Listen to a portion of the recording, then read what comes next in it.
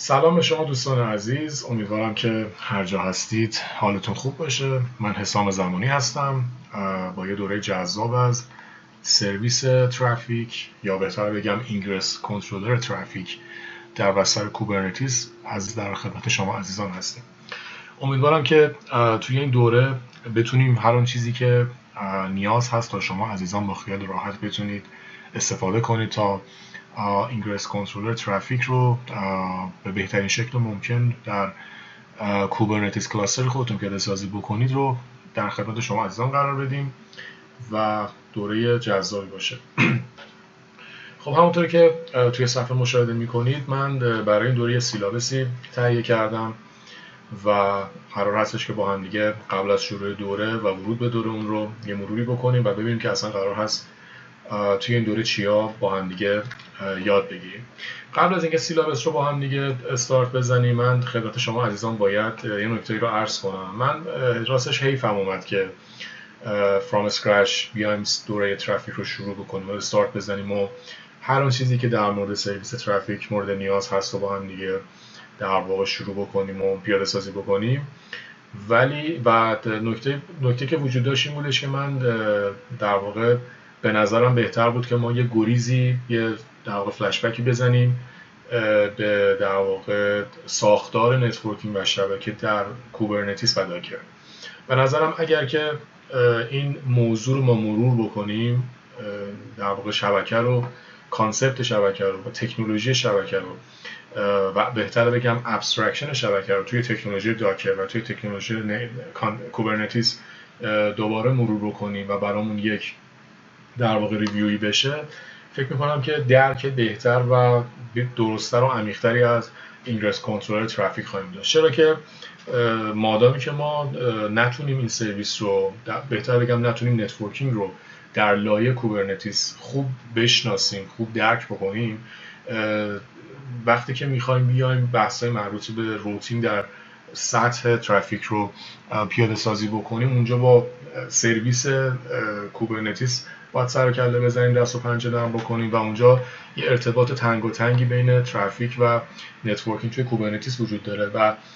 اگر که خوب درک کرده باشیم و به درستی موضوع رو فهمیده باشیم، به نظر من دیگه درصد زیادی از راه رو رفتیم. خصوصا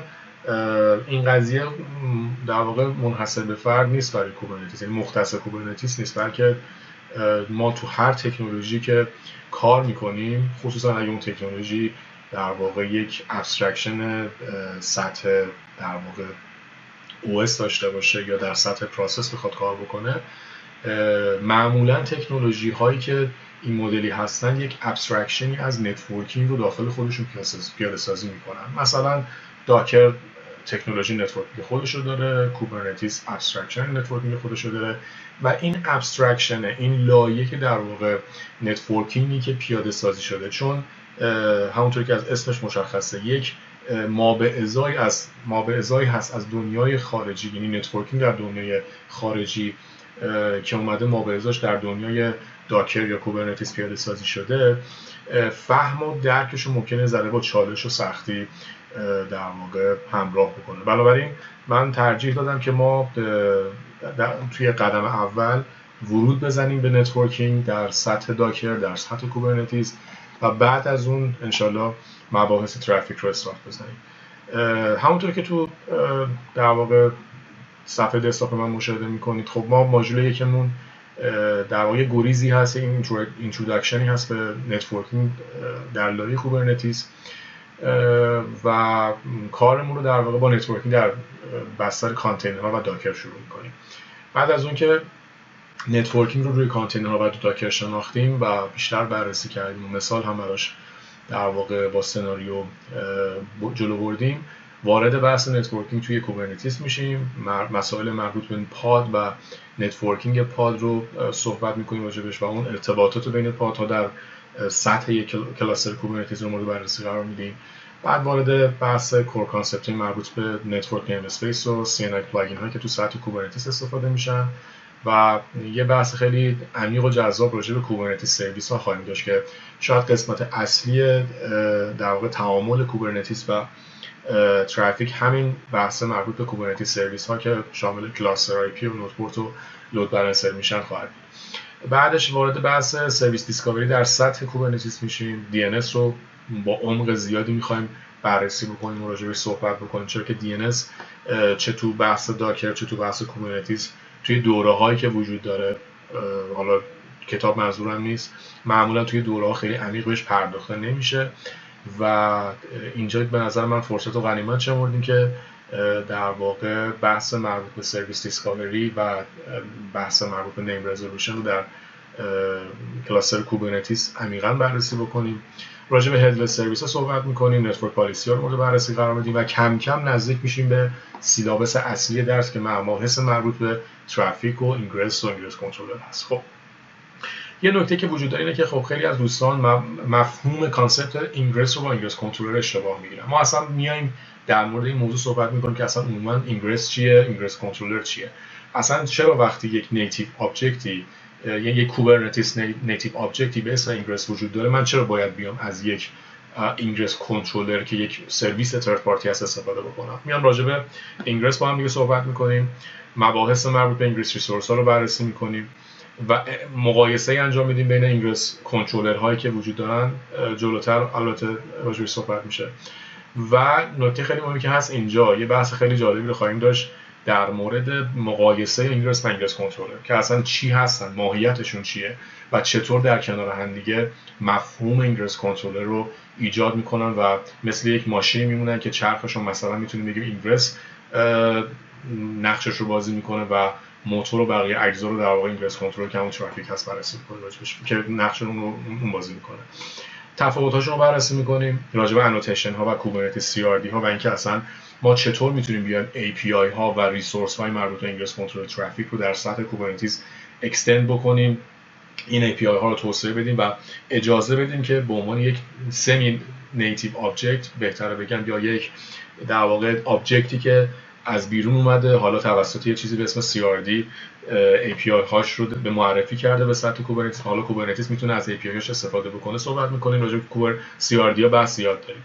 و کم کم بعد از اون وارد مباحث مربوط به خود ترافیک میشیم. توی بحث مربوط به ترافیک خود سرویس رو معرفی میکنیم، کامپوننتاش مثل راوتر، مثل انتری پوینت، اند پوینت و چیزهای مختلفی داره رو در موردش صحبت میکنیم. فیچرهای اصلیش مثل میدلور ها که خیلی باهاش کار داریم رو بررسی میکنیم. TLS بحث مربوط به TCP و در واقع HTTP لود بالانسینگ روش صحبت خواهیم داشت و میایم یه مقایسه انجام میدیم بین خود سرویس ترافیک، محصول بهتر بگم ترافیک و اون چیزا اینگرس کنترلرها که در سطح بازار هستن مثل NGX و بقیه موارد. راجع به ستاپ ترافیک شروع میکنیم به بحث و کم کم هنزان میشیم، سناریوهای عملی رو شروع میکنیم. اول میایم در واقع ترافیک رو با استفاده از در واقع پکیج منیجر هلم نصب میکنیم، یکم در واقع با کانفیگ هلم کار میکنیم، اونجایی که لازم هست رو ادیت میکنیم و بعدش یه گریزی میزنیم به داشبوردی که ترافیک در اختیارمون قرار میده. تو بحث بعدی ما چون قرار هستش که بیایم ترافیک رو اجزایش رو بریزیم بیرون و به قول خودمون دل و رودش رو بریزیم بیرون و خیلی قشنگ‌تر بررسیش بکنیم، میایم اون رو با استفاده از دیپلویمنت هم در واقع دیپلوی می‌کنیم. با استفاده از دیپلویمنت وقتی دیپلوی می‌کنیم نیاز داریم که بیایم راجع به آربک هم صحبت کنیم. چرا راجع به آربک باید صحبت کنیم؟ ببینید دوستان عزیز، همونطور که می‌دونید هر آبجکتی اگر بخواد بیاد از ریسورس‌های کوبرنتیس به هر نحوی استفاده بکنه، هر سطحی از دسترسی رو بخواد داشته باشه، نیاز داره که در واقع توسط کوبرنتیس اتنتیکیت بشه، یعنی یک اتنتیکیشن و یک اتوریزیشن براش ترتیب داده بشه و یک سری دسترسی‌ها براش تعریف بشه. این دسترسی رو ما با استفاده از سرویس اکانت و کلاستر رول بایندینگ آبجکت هایی که در سطح کوبرنتیس تعریف می‌کنیم پیاده سازی می‌کنیم، در اختیار ترافیک قرار میدیم و وقتی که به دیپلویمنتش برسیم من اون یامل فایل هاشو در واقع به نوعی نشونتون میدم و می‌بینیم که در واقع چقدر قشنگ پرمیشن هایی که نیاز داره در واقع در سطح کوبرنتیس داشته باشه رو به دست میده. این بحث آربک خیلی بحث جذابیه، چرا که کجا خیلی بهش نیاز پیدا میکنیم؟ اونجایی که با هم دیگه صحبت میکنیم راجع به داینامیک بودن ذات کانفیگوریشن های مربوط به ترافیک. ببینید ترافیک خودش در واقع ساختار کانفیگوریشنش حالت استاتیک میتونه داشته باشه، یعنی شما همیشه رو منیولی توش اد بکنید توی حالا یه تومل فایل یا توی یامل فایل، و یا اینکه شما بیاید به صورت داینامیک، یعنی با کمترین دخالت شما خودش با استفاده از API کال هایی که در سطح کوبرنتیس با API سرور میزنه اطلاعاتی که لازم داره رو در واقع خصوصا از سمت اینگرس بگیره. چه سرویس هایی الان در سطح کوبر وجود دارن، چه روت هایی وجود دارن، مفصل راجع بهش صحبت میکنیم. همه این موارد، یعنی اون بحث داینامیک کانفیگوریشن در واقع مربوط به ترافیک از در واقع بحث آربک نشأت میگیره. یعنی اگه آربک پیاده سازی به درستی پیاده سازی نشه، ترافیک تو بحث در واقع مربوط به API کالاش خیلی به مشکل میخوره و ما این رو خیلی عمیقا بررسی خواهیم کرد. داشبورد ترافیک رو راجع بهش صحبت میکنیم و ورود میزنیم به کانفیگ های مربوط به ترافیک، کامپوننت رو در واقع بررسی میکنیم، راجع به انتری پوینت ها، روتر ها، سرویس ها و میدلور ها، خصوصا میدلور ها خیلی صحبت داریم، انواع میدلور ها رو بررسی میکنیم. یه بحث جذابی داریم در مورد در واقع کانفیگوریشن ها که مربوط میشه به حالا سطح HTTP یا HTTPS و اینکه اصلا ما اگه بخوایم بیایم مباحث مربوط به SSL آفلودینگ و SSL ترمینیشن رو در سطح ترافیک انجام بدیم به چه صورته. همونطور که شما میدونید ما میتونیم بحث ارزم به حضور شما SSL ترمینیشن رو در سطوح مختلفی از زیرساخت شبکه‌مون داشته باشیم. میتونیم روی وف انجام بدیم، میتونیم روی فایروال انجام بدیم، میتونیم روی در واقع اکسترنال لود بالانسر یا بهتر بگم ریورس پراکسی یا لود بالانسری که خارج از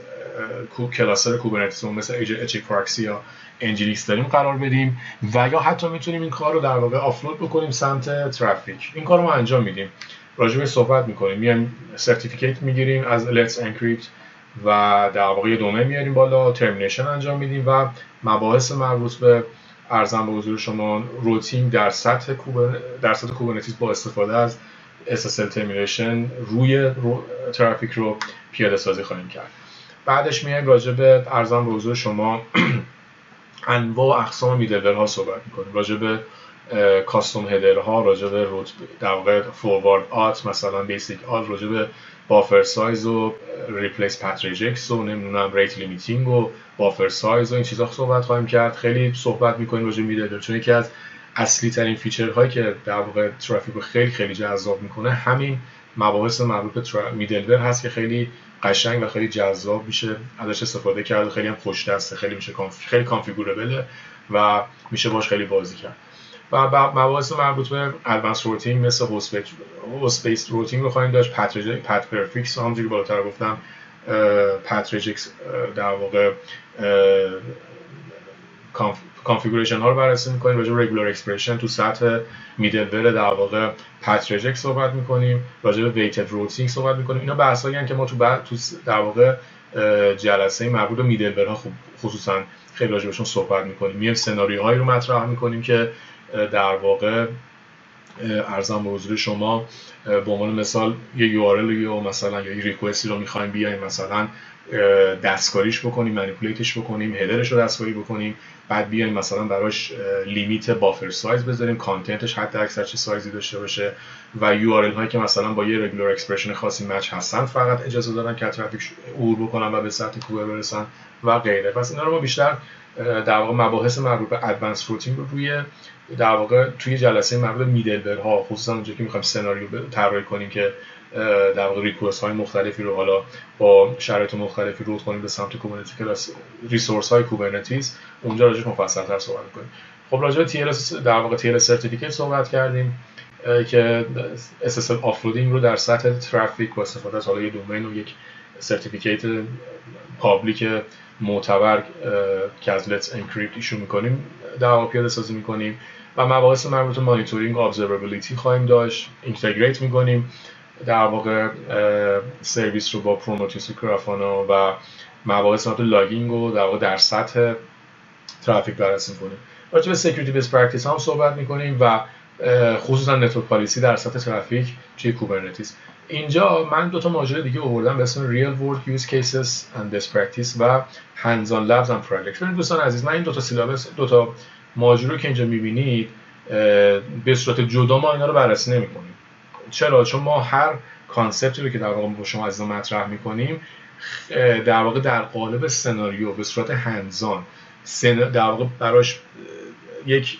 سناریو پیاده سازی میکنیم و مثال ها و کانسپت ها و چیزهایی که میخوایم راجبشون اطلاعات رو به دست بیاریم در واقع در اختیار شما عزیزان قرار بدیم، در قالب سناریو ممنون رو پیاده سازی میکنم. صرفا با پاورپوینت و نمیدونم چیزایی که فقط بخواد تئوری رو شما انتقال بده کار نمیکنیم و قطعاً کاری که انجام میدیم این هستش که یک واقعا ریل ورد سناریو رو پیاده سازی میکنیم. یک مثلا مایکرو سرویس رو داخل کلاستر کوبرنتیس میاریم بالا در قالب پاد یا دیپلویمنتی، بعد لود بالانسری از جنس در واقع مثلا چه پراکسی میذاریم، بعد ترافیک رو میذاریم، بعد ترافیک رو در واقع روت میکنیم به سمت سرویس ها که وجود دارن در سطح کوبرنتیس و این روت کردن میتونه شامل کارهای مختلفی بشه که ما روی اون HTTP ریکوست یا اون HTTPS ریکوست انجام میدیم، مثل هم بحث پت رجکس و ارزم بزرگشون بافر سایز و ریت لیمیت و اینا که مفصل راجع به مسائل صحبت خواهیم کرد. فقط خواستم به شما عزیزان بگم که این در واقع مباحث و این کانسپت ها و این اتفاقات رو ما همه رو در قالب سناریوهای عملی در واقع جلو میبریم، پیاده سازی میکنیم و نگرانی نباشید که فقط صرفا بخواد بر اساس در واقع تئوری و چیزهای شبیه به این باشه. ما هر کانسپتی که قرار هست با هم دیگه یاد بگیریم رو به صورت کاملا عملیاتی در قالب سناریو روی یک کلاستر کوبرنتیس با تمام اجزا و محتویات و در واقع فرآیندهایی که وجود داره به صورت کامل، انگار که در واقع یک ریل ورد پراجکت، یک سناریویی هستش که توی شبکه کلاستر کوبرنتیس خود شماست، واقعا اون رو پیاده سازی می‌کنیم و جلو خواهیم برد. این از این داستان. خب سیلابس اینجا تمام میشه و در واقع من اینجا این در واقع جلسه رو تموم میکنم و از جلسه بعدی برای اینکه زیاد در واقع فیلم جلسات طولانی نشه سعی میکنیم که ویدیوهای هر جلسه هم در مدت زمان حد اکثر 15 دقیقه تا 20-25 دقیقه نهایتاً ادامه بدیم و تموم بکنیم. الان من فکر میکنم برای این جلسه کافی باشه. صرفا شما عزیزان با سیلابس دروس مربوط به کورس، کانسپت های مربوط به کورس آشنا شدید. از جلسه بعدی که جلسه دوم ما میشه، ما ورود میزنیم به نتورکینگ در واقع سطح داکر و مباحث مربوط به اون رو جلو خواهیم برد. پس این جلسه رو اینجا به اتمام میرسونیم. تا جلسه بعدی شما عزیزان رو به خدای بزرگ میسپارم.